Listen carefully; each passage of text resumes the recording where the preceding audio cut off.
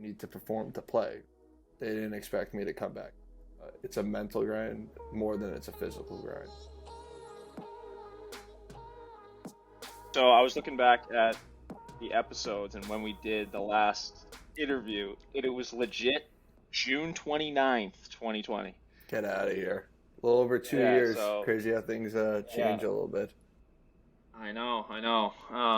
So obviously a lot has changed for you since then. And I was looking at your EP and I forget if were you injured your sophomore year? Yeah, I missed like You pretty were. much the whole year. Okay, all right. So let's pick it up there and pretty much like the listeners they can go back and to episode 4, they can hear everything about your junior story and everything before that. But obviously, a lot's changed in the past 2 years for you. So let's take it back to there and bring it up to date.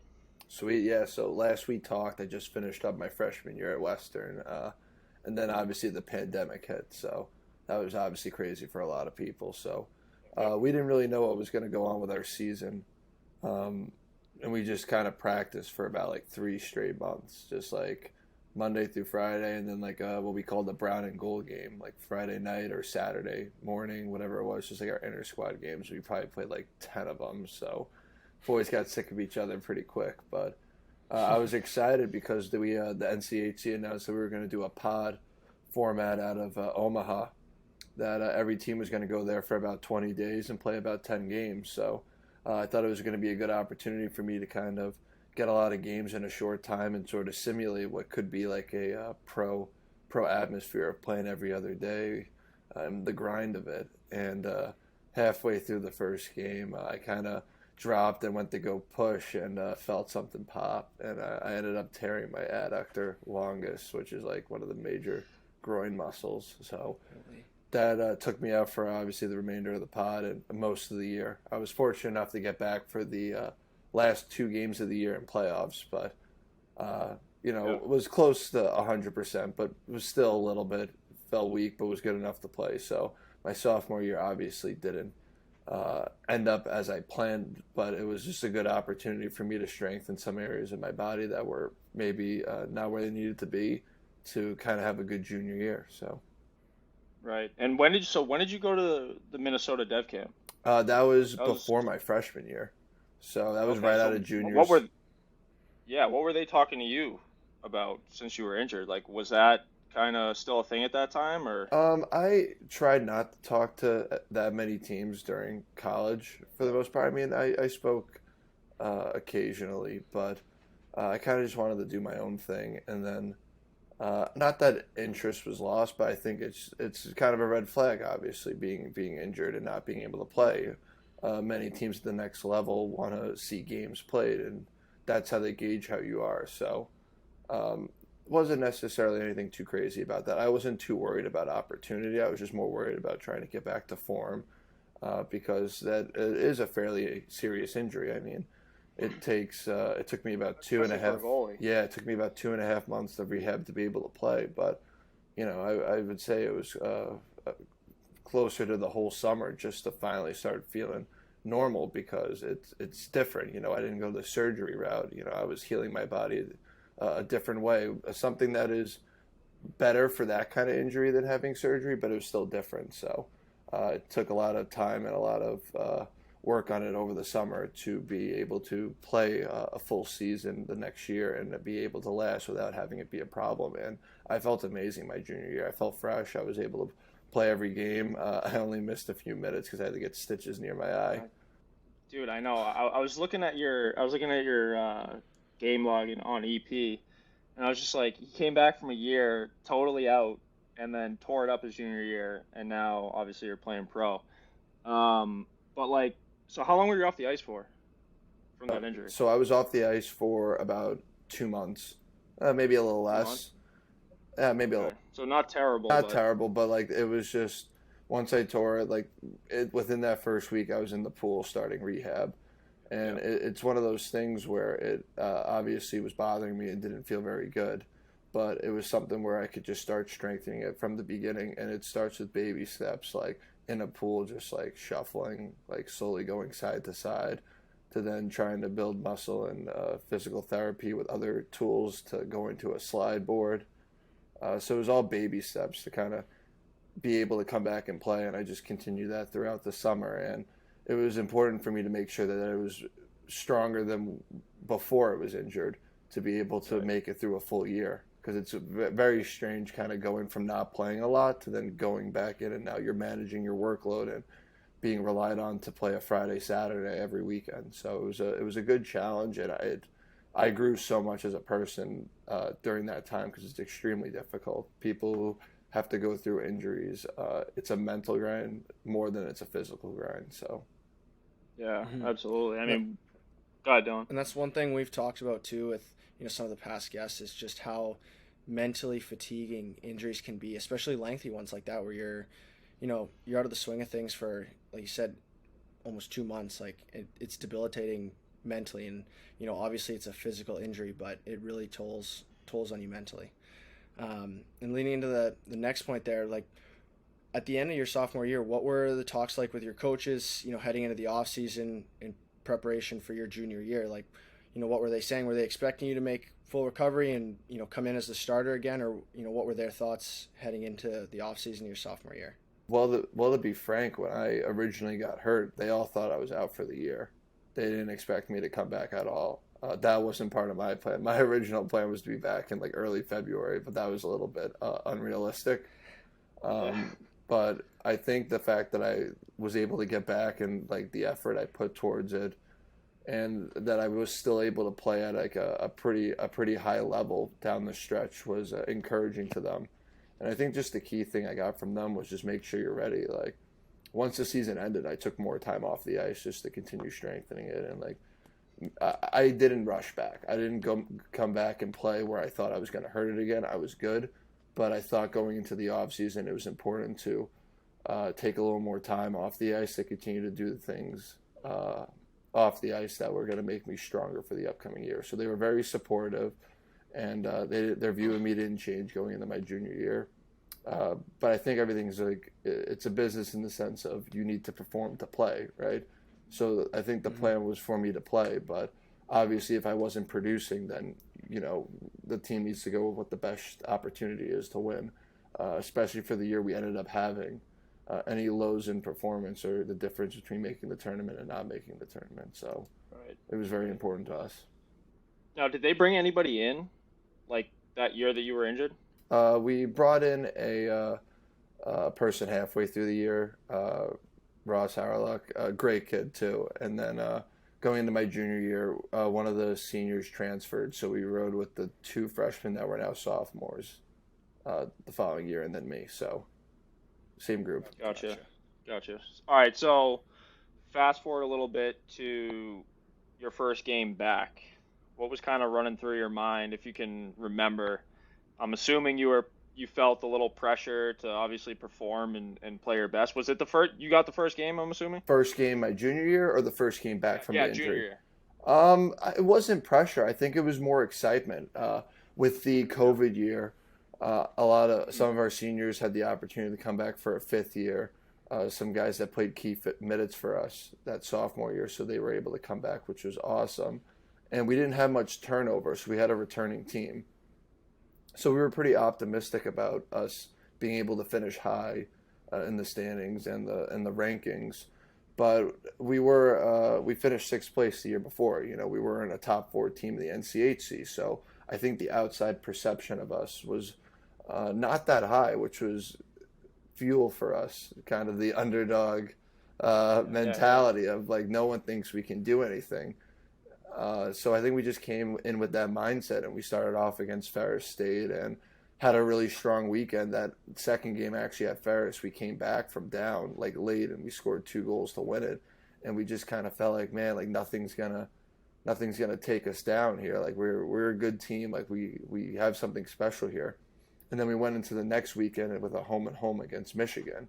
And at the time, they were probably 7-0 with all this hype, as they should. They had a lot of really good players, obviously some top draft picks. So we viewed this as a really big challenge. And we went into Ann Arbor, and we were able to beat them. I think it was like 5-2 or something. And kind of their first test of adversity, and then we came a no goal call away from sweeping them. We scored with under 2 minutes left, and they called it off for a high stick, and we unfortunately lost in overtime. But I think that kind of got our name on the map as a team that could be a contender, or could be a tough game against a lot of teams, and we just kind of rode it out throughout the whole year. So it was a lot of fun. Yeah, honestly, like, I mean, you mentioned the underdog mentality and that mindset. Dude, it goes such a long way.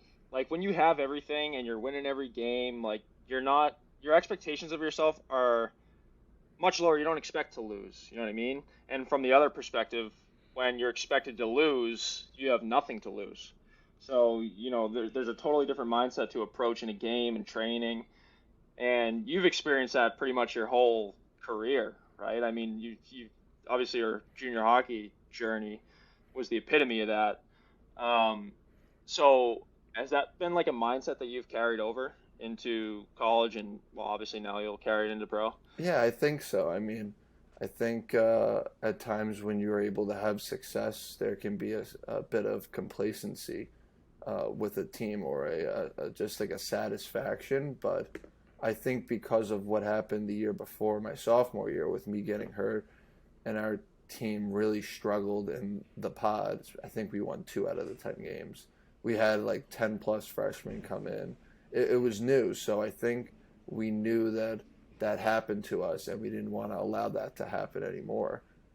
And for some there's it's very cliche, but there's something very like special with that group last year, in the sense that we never felt like we were out of a game.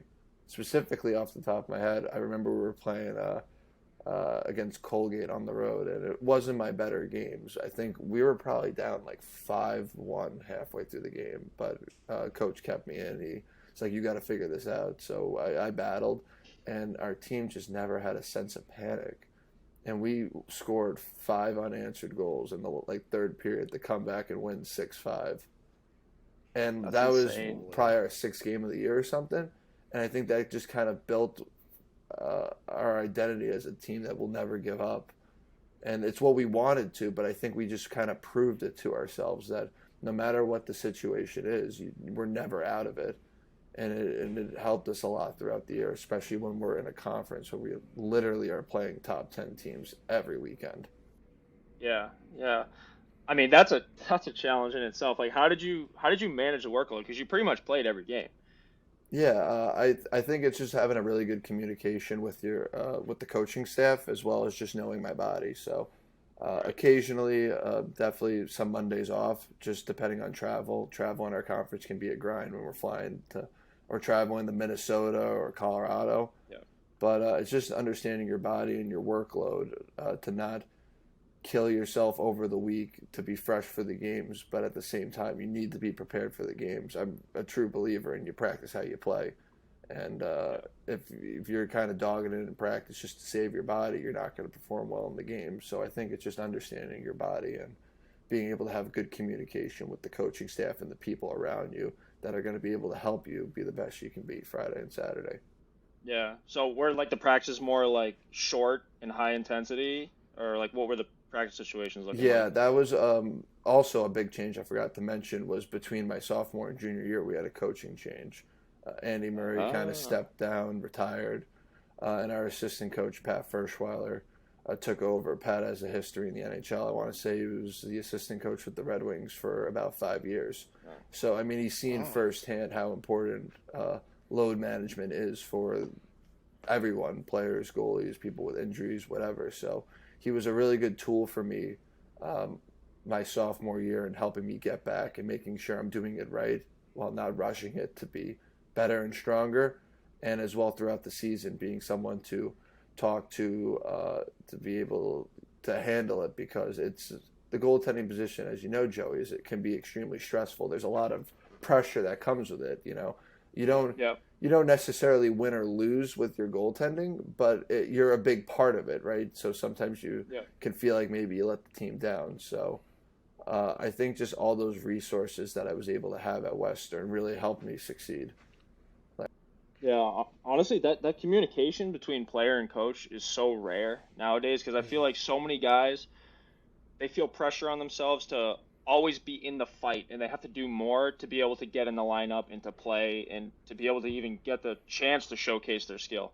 Um, but I think there is some sort of loyalty and trust that you probably gained over the years. Like you probably wouldn't have had that communication as a freshman. Am I right? Yeah, pretty much. Yeah, Yeah, I yeah, gained it a little bit my freshman year. I love Andy to death. Andy Murray is a massive reason where I am today. But he was a bit of an old school coach, sense of yeah, like just always work hard, which is great for a culture, but there wasn't the sense of taking a step back if a team needed it. We were always go go go. And I right, remember my freshman year before COVID happened. I felt like we almost kind of like burnt out early because off the bat we were so go go go. yeah, But with Firsch, yes, I was fortunate enough to be able to gain a bit of a trust through performance. Right, I think he's a big guy that will coach the people that want to be coached. You work hard, you listen to what he says, and he will respect you back and listen back, which is right, the best kind of coach. Someone that's willing to yeah, listen to his players, but if you're not willing to put the work in for him, then it's not gonna be great. yeah, Yeah. yeah, And that's such a critical point too, like between player coach relationship for to have a coach that's willing to understand the players and their workload and not always like you said just demand more. Like we've seen it even last year with our team. Like we went into Penn State the first weekend, we had 6 injuries, and it's like okay, we're not tired from playing. We're burnt out from how hard we've been practicing for the last month and a half, and they need to be able to take a step back and realize okay, like look at the work that they've put in. Maybe it is time for a rest. Like they need to have the teams and the players' best interests in mind and not just always go go go like you said. Exactly. And And I want to also just clarify to people listening that doesn't mean that we were, ever didn't work hard because it was too oh much. yeah, yeah, It was an understanding of the shortened practices. Not just me, but if exactly. people were banged up, take the extra day off, take the Tuesday off rather than just the Monday to be able to work on Wednesday and Thursday to be good on Friday. It's the having the Yeah, third goalie where you work hard, but if you're like, there's a lot of shots this practice, you could take off a few shots in order to not burn yourself out. That's what I mean by that. So I just wanted to make sure I clarify because I don't yeah. want anything to be taken out of context here. No, definitely. for But sure. like, I mean, you bring up a tough balance because I mean, we had an interview yesterday, and we talked a lot about this like dichotomy and balance between a lot of different things. And I find, at least with me, the more I work, the harder I work, the more confidence I gain. So for someone like me, and I'm sure there's plenty of other people who are like that, who gain the confidence from putting in the work and really grinding out those hours, is actually knowing that the rest is also a part of becoming a better player, becoming in better shape. Like all that is involved. But it's definitely hard. It's definitely hard to do. Yeah, I think it just comes with knowing your body and how you are. I think Yeah. it's trusting yourself. So I think that's something that comes over time. It's taken me a lot of time to learn that. Knowing what is enough and what is not enough, right? You got to figure out that balance to make sure you're at the best you can be. Yeah. Right. I And mean, that's and a that's good. a huge step in the difference between amateur and pro or taking the step from juniors to college to pro is like being realistic with yourself. And it's again not to ramble on, but it's not always go go go. You need to be able to find that balance with yourself and put your own best interests in mind and what's going to help you play your best at the next level. Yeah. Yeah. How has your training differed over the past couple of years? So have you been like doing rehab stuff still with the injury that you had? Do you still have like minor tweaks here and there or anything like that? Nothing minor. I mean, it's felt really good ever since the injury and being able to be 100% healthy. But yeah, it's consistently strengthening it because I think obviously the goalie position is very uh, taxing on your body. So I think just continuing to work on like your hip mobility, your groin strength, your lower body, core has been important to me. I wouldn't say it's changed. I think it's just reassured what I need to do in that sense. And then throughout summer training, I think I've kind of, to some extent, limited my on ice to not burn myself out necessarily too much. I think I found a good balance between the 2-3 skates a week, occasionally a fourth one, depending on if I needed. When I was younger, I'd be on the ice 5, 6, 7 days a week. And as you get older, I'm not trying to burn myself out in the longevity of my hockey career. I would like to play this sport as long as I can. So Yeah, no, definitely. I mean, you see that with all the pros too, right? Like Michael Garty, like Joey Decor, like they're all doing the same thing. So, and it makes sense. It's hard to like conceptualize, because you think that you always need to be on the ice to be getting better. But I mean, like we just talked about that whole time, like it's more. There's so much more to that, and especially the long pro, like grueling season that it is, which you're gonna experience this year.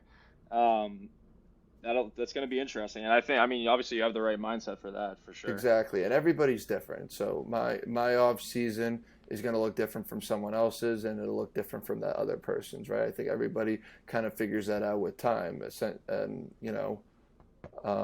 the pro season for some guys goes longer, so their off season is a bit shorter, or it's the other way around. Some people's off season is longer. So I think it's just being able to be the best you can be once training camp comes around, and ultimately when that first game of the year starts, right, wherever you may be, important that you're going to be ready that first game of the year to go the entire year, because it will be a grind. I'm extremely excited for it, but it's going to be long, and it's going to be a great experience. So I'm extremely excited for it. Yeah, definitely. And so, I mean, you've already played, what, 5 games in the AHL? All right, so let's take it back to, what was it, this past spring, where your college career ended, essentially, and you transitioned into pro. So first of all, how did that all come about? Like, did you know that you were going to be turning pro after that, or? No, I wasn't too sure in the moment. I thought there was a possibility, but you just don't know for sure. I mean, I was contemplating a lot of things. I wasn't thrilled with how our season ended. I thought we had a record year for the Western Michigan programs. We did something that a team there has never done in winning a tournament game. So that was an awesome accomplishment, but it was also a very bitter end, because we thought we had more to offer, and we thought we could have been playing in Boston, the Frozen Four. So there was a sense of disappointment. So back and forth, I didn't quite know what to do, but in the end, I kind of felt like this was the opportunity, and I felt as a goalie, I was ready to make the next step, which I'm forever grateful that Boston gave me an opportunity. And everything works really fast, so when you finally decide that you're going to do it and you're going to leave school, you're packing your bags and you're out that next day. So it was a pretty crazy 24 hours, 30, 36, 48 hours, however long it was. Stressful and crazy, but Yeah, I remember that whole thing going down. wild. Yeah, that was wild. I mean, so you lost, what was it, 2-1, right? Or 3-2? I would like to say that, but we lost 3-0 with an empty. Oh, 3-0. Okay. Nail-biting game. Minnesota was obviously a great team, but we had them. We were down 1-0, and we scored a goal in the second period that got called off on an offsides and review by maybe an inch, and it kind of just killed our momentum. It's not an excuse, but we went flat after that, and we just couldn't bury that goal. So Yeah, that is huge, though. That's a momentum killer, big time. So how long after that last collegiate game did you play your first pro game? It was pretty quick turnaround, like you said, right? so I was in Providence later, I think the next weekend. Yeah. But I didn't play a game probably for like 3 weeks.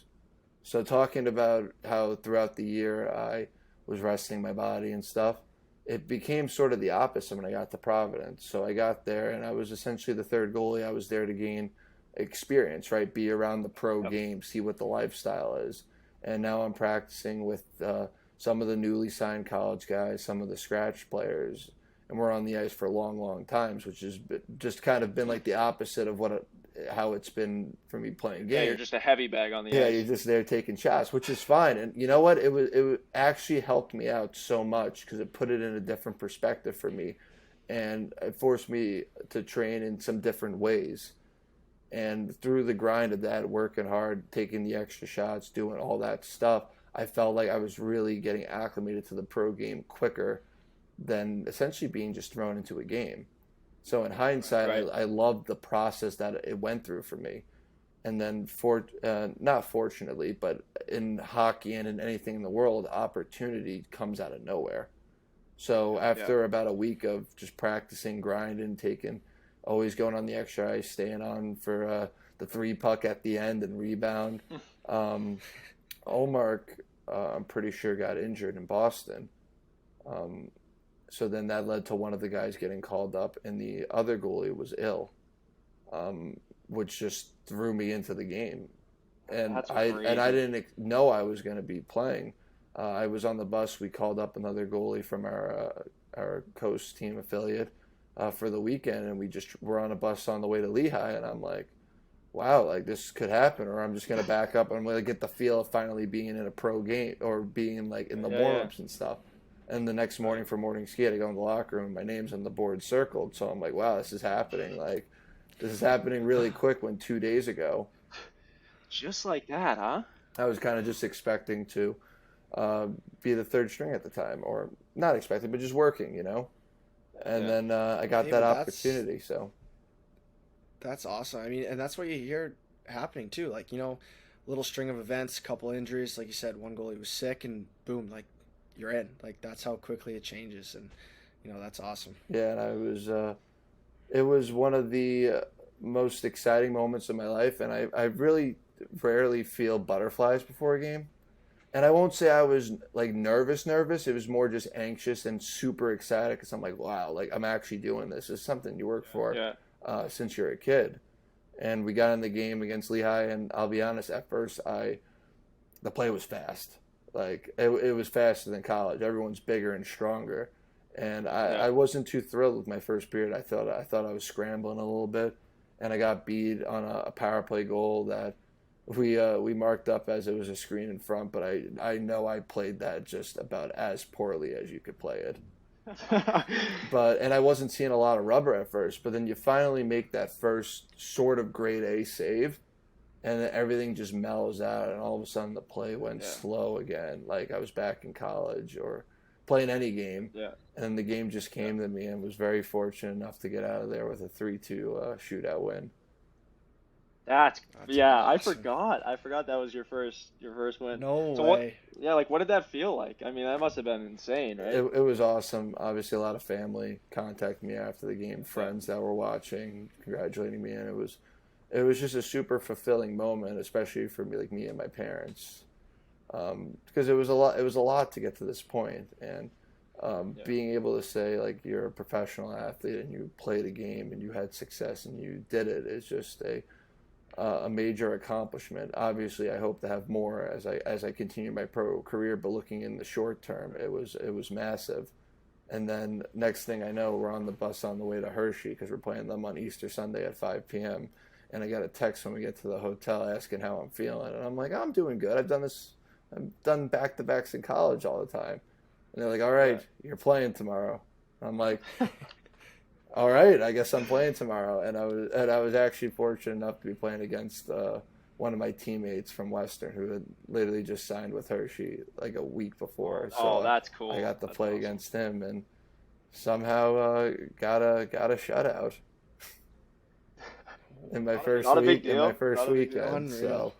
So the weekend was just crazy. It was Yeah. a crazy way to start off, but it also made me feel like I belonged. I think not that everyone needs that moment. I didn't necessarily need it, but it was just reassuring to be like, you can do, like, you're here, you can do this. Confirmation you can play there. Exactly. Yeah. So That's awesome. So you ended up playing 5, right? Mhm. So when did the injuries, like, did anybody come back from the injury or the illness? I don't know how many games are left in the season. yeah, so I got about a stretch of 4 games there with the injury in Boston and my other goalie getting back from or starting to feel better, and then from there we kind of went into our final playoff run, and the person who was called up to Boston had great numbers. He was a veteran, unbelievable guy, great goalie. He's been playing for a long time, and he kind of rode us in the playoffs, and we got bounced in the first round in a tough series against Bridgeport. Just both games went to overtime. So kind of everything ended as, again, hockey's a weird sport. Everything moves quickly. I get the Providence. I'm taking reps in practice. Then I get some game action, and then playoffs come and bang, we're out all of a sudden. I'm like, that was very fast. And before I knew it, we played 17 games in about 34 days, and it was time to go home and start the off season. So, Jesus. So what did you gain from that short period of time that you're going to take into this year in terms of like the pro schedule and just the training that you're doing and how often you guys are playing games? Yeah, I think I learned that it's like we've been talking about. It's going to be a long season, and a long season can be a grind. So it's to have prepared physically and mentally for it. The tough road trips, the 3 and 4 days or 3 and 3 days, stuff like that, as well as everybody is highly skilled at the next level. The margin of error is very slim when you're playing in a game. There aren't college players in front of you. There are men in front of you, and every mistake, everything is the margin of error is extremely small. So I think that's kind of what I learned in my time there, that being able to be a little more calmer in the net and being able to do things easier and more relaxed is going to lead to more success. Yep. And so where did you leave things at the end of that year with like the communication between the coaches, and were you feeling pretty good about this year coming up? Yeah, obviously everything is performance based, right? So I felt good from the coaching staff, but the message was, you come in the camp and you show us why you should be here, right? Nothing's guaranteed anymore. We're not in the college or youth hockey phase. Like you're playing for your check. You're playing for the opportunity. You're playing for the opportunity to go up to the next level. Nothing's ever handed to you, because ultimately it's about winning games and having success. So everything was super positive, but it's only positive until you either make it not good or you make it good. Yeah. And what a transition that is too, between grinding in college, not getting paid, and it seems like you should be in some form receiving compensation, and then now it's your job, you're actually getting paid to do this. And like, has anything changed with maybe nutrition or like sleep, anything like that you're changing? Because like now you're like, holy shit, like I'm getting paid to do this. People are relying on me to do my job right, do it well. I wouldn't say too much has necessarily changed. Like I've said before, I think it's more just reassuring what I'm doing and continuously making sure you put the right food in your body, doing like the little things that you're a professional now. This isn't a hobby anymore, in a sense. Not that college was a hobby, but this is something that I would like to do for a while. So, and also with that being said, I think people might look at this as this could be a very stressful time, or a lot of pressure can be put on yourself. I felt the complete opposite of that. I've trusted everything I've done to get to this point in my life, and I can't start second guessing or worrying about things now, because that's what happened to me in juniors when I started stressing about all that stuff. I'm a person that is fortunate enough to be able to getting paid to do something that he really likes to do. Like, why would I stress about it? Like, things will work out if they work out with the hard work that I put into it. So there's nothing for me to worry about.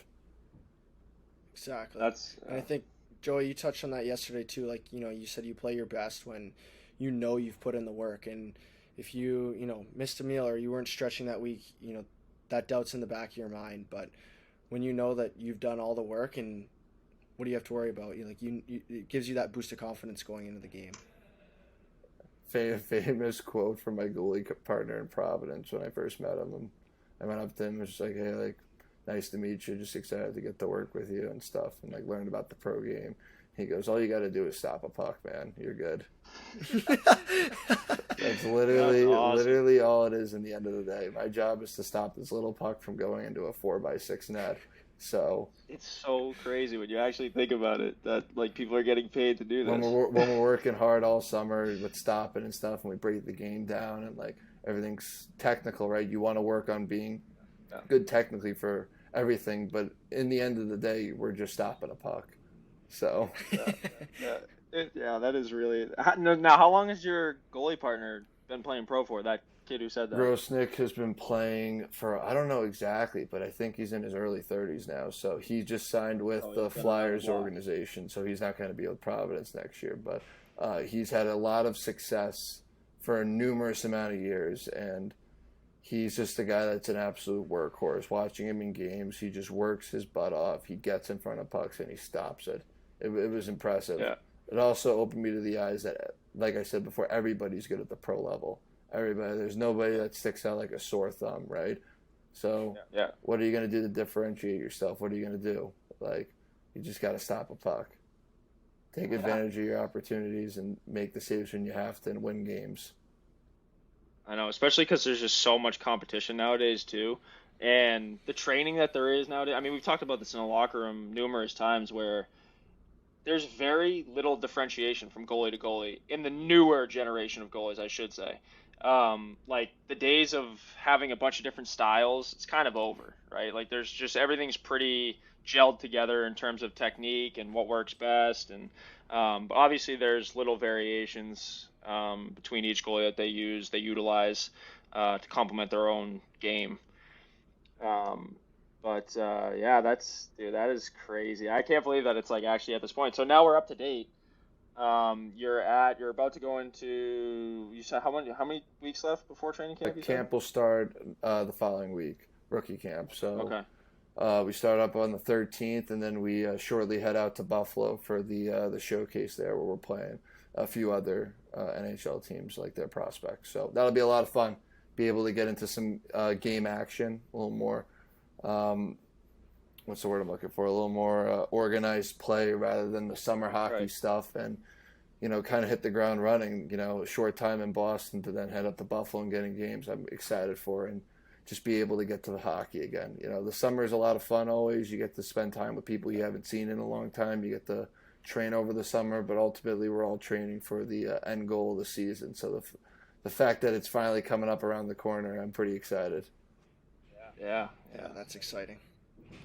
So now, like, where are you at, like, body wise? You feel good? Feel ready to go? Yeah, I feel good. I feel like all the work that's been done this summer on the ice and off the ice is put me in a really good position to have some success in camp. Yeah. I think I made the changes that I really needed to on the ice to help form my game for the pro style. That maybe in college I could get away with some stuff, but at the pro level will be harder to get away with over the course of whatever it is, 72 games. So I'm just excited. Yeah. It's gonna be interesting to follow along. I'm excited. I mean, we've been going. Well, you've been going to Stop It for what now? 6 years? 5 years, 5 full summers 5 of years. me Okay. shipping up from my house in Long Island to stay in Andover, Massachusetts. With the Shannas. With the Shannas, yes. Oh God. They've treated me extremely well. They've opened their Yeah. home for me for this summer, and it's sad that it's coming to an end. But Yeah. You must be missing those, or gonna be missing those home cooked meals. right now, I got to start living for myself now. Yeah. Yeah. Go back to cooking all the time. Yeah. Right. Dylan, you got anything else for him? No, I think that was all. It was great to have you back on and just see how, your journey's really transformed. Obviously, when we had you on the first time, you talking about the struggles in juniors and just how, you made it happen. Like, here you are now, you're going into your first full pro year, and, that's what it's all about, to share stories like this and just hear about how you did it and what you went through and the challenges you endeavored and overcame. Thank you. Yeah, I appreciate you guys having me on again. I think it was fun to chat and also see how you guys have done over the last few years here. It's crazy to see how things change and how things are going. So I'm excited for you guys. You Yeah. guys have been doing awesome. Yeah. Well, thanks for coming on, man. I mean, you got anything else you want to add to the conversation right now, or I'm sure you'll come on eventually down the road. Yeah, we'll meet up for a third time, another reunion. Yeah. I'll put it in my calendar Yeah. right now. But no, Oh just once God. again, thanks guys, and I think that these kind of stories are really good for people to hear, because I think early on, like in my junior career, I would have really valued from hearing some of this stuff, because you see people that have success, whether it's in the real world, or the sports world or whatever it may be, you don't realize that they had some tough times. Everything seemed like it was on the up for me at Western after my tough junior hockey career, and then bang, I go through an injury that I've never really had gone through an injury at the time, and the mental grind, and it was another layer that I learned to be able to help me build up for this moment to now begin a career now that, once again, I'm hoping can last a little bit. Yeah. Yeah. I mean, honestly, that's why we do the podcast. Like, that's why we want to interview athletes, people who have done it, who have gone through these journeys. Because I mean, I personally, I'm sure Dylan's in the same boat, where like you go through these situations in hockey or just life in general, where you kind of feel like you're alone. Like something happens to you, and it's just like, geez, like everything's just happening to me. You know what I mean? But when in reality, there's things happening to everybody in different ways. Everybody's got their own journey to get to the same end goal, the same destination. So, but yeah, like I said, I'm excited. We're all excited to follow along, and we'll be sending you. I know we didn't send you any merch yet. I should have given you some this summer. I don't know why I didn't. But we got a whole new collection coming out. We got the energy drink coming, so I'll be shipping a bunch of stuff to you. You just got to give me the address. Don't give it on the air right now. But, Let's go. I'm pumped for that. and then, But yeah, then we'll set you up. yeah, and like you said, everyone's working towards the end goal in the hockey world. All paths lead back to Saturday night at 10 p.m. when we're older. Yeah, yeah. All right, man. Well, thanks for coming on. Wow, dude, that was awesome, because That was good.